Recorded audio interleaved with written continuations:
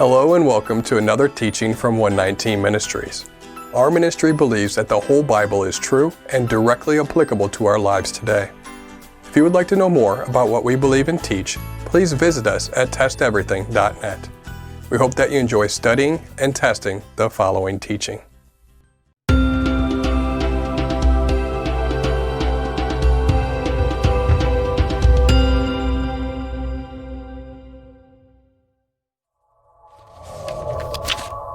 Leviticus 23 verse 2.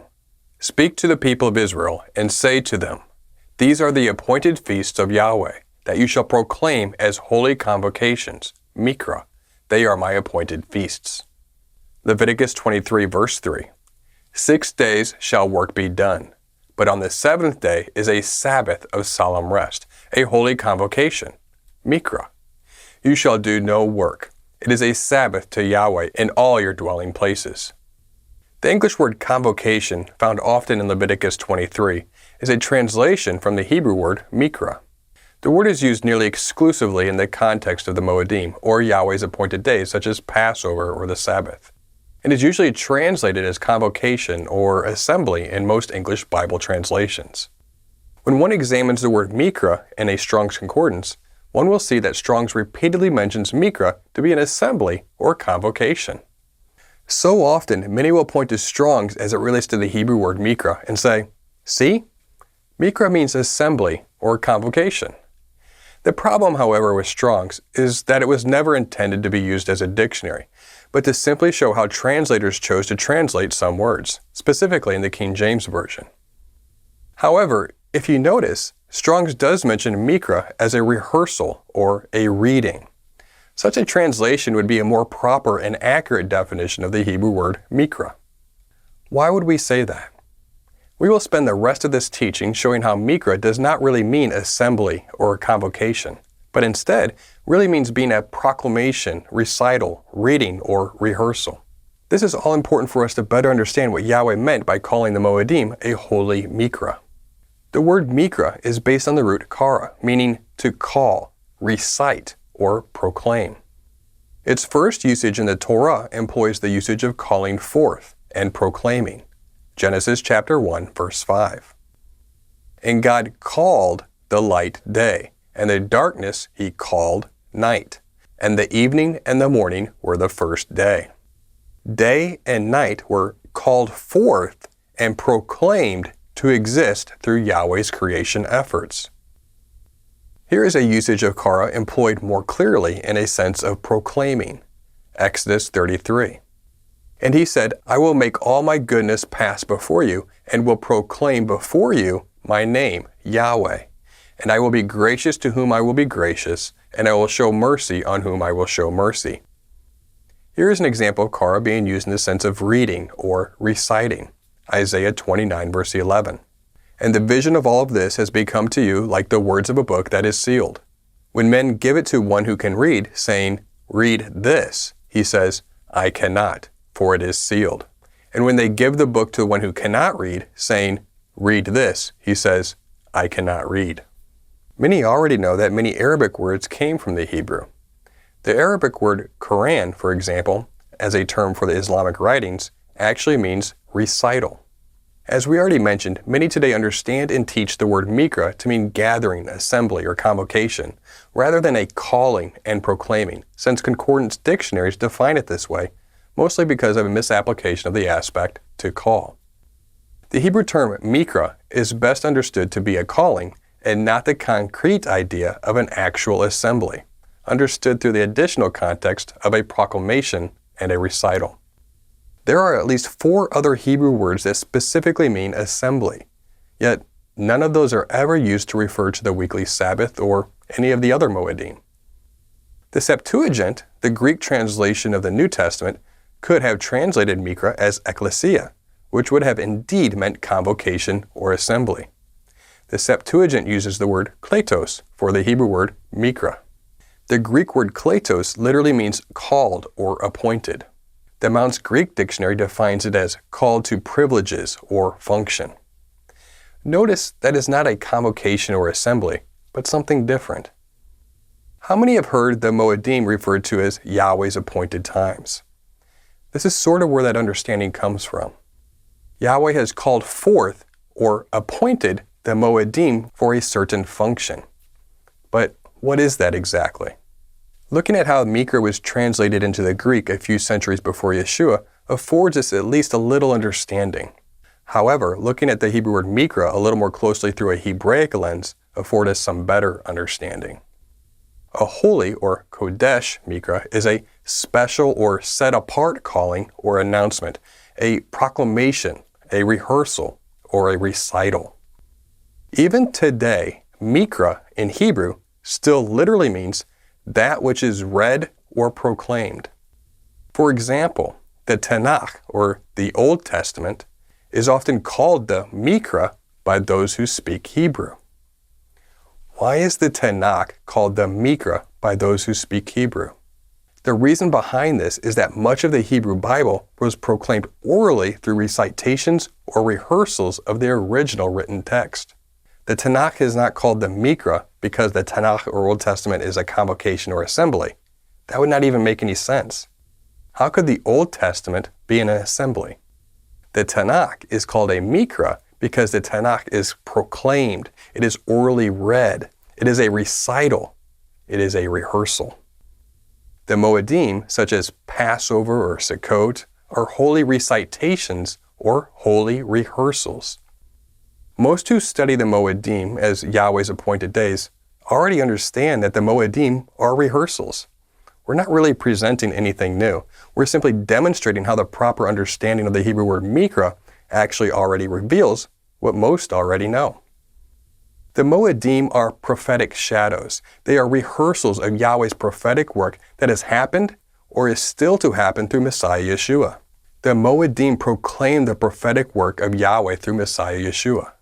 As Yahweh's people, we observe these Moedim as rehearsals to prepare us for the fulfillment of coming prophecy, to help us understand what is to come or what has already occurred. That is what is meant to say that the Moedim are holy Mikra. The Moedim are appointed for this specific function. Mikra is not always incorrectly translated in English as assembly or convocation. A somewhat more accurate translation is found in Nehemiah, where it is translated as the reading in the ESV and other translations. Nehemiah chapter 8. They read from the book, from the law of God, clearly, and they gave the sense so that people understood the reading, the Mikra. When we read the Torah, we are proclaiming or reciting the Word of God. It simply isn't a reading. We don't simply read the Torah. We recite it and proclaim it. We memorize it. We rehearse it. By reciting and proclaiming the Torah, we are memorizing it. We are preserving the memory of the Torah. We are rehearsing the Torah. That is what is going on in the context of Mikra as it relates to the Moedim. That is what the Moedim are functionally. The word Moedim means the appointed times. The Moedim are to be proclaimed through reciting and rehearsal. It is our calling as those in the faith to proclaim the Torah and proclaim the prophetic message behind the appointed times by doing them. Leviticus 23 verse 2. Speak to the people of Israel and say to them, these are the appointed feasts, Moedim, of Yahweh, that you shall proclaim as holy convocations. They are my appointed feasts. A better translation of Mikra would be the following. Speak to the people of Israel and say to them, these are the appointed feasts of Yahweh, that you shall proclaim as holy rehearsals or recitals. They are my appointed feasts. The proclamation occurs by what we do on these appointed days to memorialize and remember. What are we rehearsing? Let's go to the next verse as an example. Leviticus 23 verse 3. 6 days shall work be done, but on the seventh day is a Sabbath of solemn rest, a holy convocation, Mikra. You shall do no work. It is a Sabbath to Yahweh in all your dwelling places. What are we to do on Shabbat? We rest. It is the resting that proclaims this day. It is the resting that memorializes this day. It is the resting that is the rehearsal. Resting on this Sabbath every seventh day is a practice run of the eventual fulfillment of this Sabbath as a prophetic day. When Messiah Yeshua returns, we will rest with him on the 7,000th year for 1,000 years as we reign with him. For more on this, see our teaching Hebrews 4 in his rest now or later. Each moed, or appointed time, reminds us of what our Messiah prophetically did do or will do in the future. That is why it is an appointed time. Each day, such as Passover, first fruits, unleavened bread, Shavuot, trumpets, atonement, and Sukkot, all have aspects that Yahweh has called us to proclaim, recite, and memorialize every year to teach us about our Messiah. They are messianic rehearsals. As Yahweh mentions these things we are to do, he reminds us through the word mikra that these appointed days are recitals, proclamations, and a means to memorialize the prophetic nature and promises that were fulfilled and will be fulfilled by our Messiah. That all fits the context and the root definition of the word for mikra. The mikra is rooted in the words of calling, remembering, a memorial, or reciting. It is also a proclamation.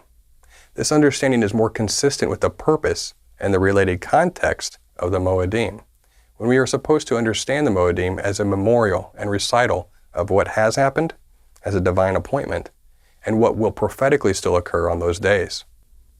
By us memorializing and practicing the Moedim, we are proclaiming our faith that Yahweh will do what he has professed that he will do on those days. The rehearsal aspect relates back to the prophetic nature of us practicing the Moedim, which teaches us about Yeshua when he prophetically fulfills these days. There is nothing that suggests that a holy convocation, or in Hebrew, Kodesh Mikra, mandates meeting with others on any specific day. It is really about the messianic prophecy from Yahweh, remembering and reciting the memorial of his Moedim as a prophetic proclamation of our faith of the previous and future reality of the divine appointments through Messiah Yeshua. For additional consideration, in the event that you are still not convinced, consider this. Most who adhere to the testimony of the Brit Hadashah or New Testament also agree that Messiah Yeshua was sinless. Let's suppose for a moment that Mikra literally does mean convocation or assembly. That would mean that in Leviticus 23 and in other places, we are literally commanded to assemble with others. That is just fine, except when we consider that our Messiah Yeshua started his ministry by literally not assembling with anyone for 40 days and 40 nights while he was in the desert. There would have been several Shabbats in a row in which he did not assemble with anyone. If sin is the breaking of the Torah, then that would have Yeshua breaking the Torah. But of course, that is only if Mikra really means to assemble or to have a convocation, which we do not believe that to be the case. There are several clear Hebrew words that absolutely means to assemble, and none of those were used in Leviticus 23 or anywhere else as it relates to Moedim. This is not to say that meeting or assembling with others is bad, so please do not misunderstand us. Meeting with others in the faith is certainly a good thing and conducive to our spiritual health. It is not uncommon for those to meet on the Moedim. The elements of feasting in some of those days almost prescribe it as an intended outcome. We would simply suggest that it is not a commandment. The Moedim are holy rehearsals of what Yahweh has done or will do through Messiah Yeshua. That is what it means for the Moedim to be Mikra. Thus, we believe that Mikra, in the context of the Moedim, is proclaiming or calling forth the Moedim as prophetic recitals, rehearsals, or shadows of the work of the Messiah. These are all legitimate definitions of Mikra depending on the context.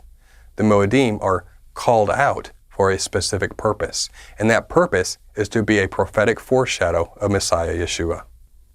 To improperly state that we are commanded by the Torah to assemble on the Moedim, even when Yeshua did not always assemble on the Moedim, is to make Yeshua, your Messiah, a breaker of the Torah, sin. And then we would no longer have a valid sacrifice and hope of the resurrection. We hope that this teaching has blessed you. And remember, continue to test everything. Shalom.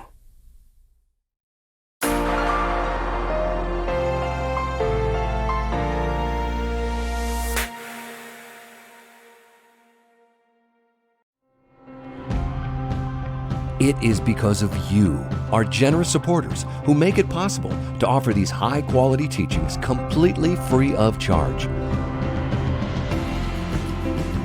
If you feel led to support 119 Ministries so that we can continue this effort, please visit testeverything.net and click on the Support 119 tab. Learn how you can partner with us to take the whole Word of God to the nations.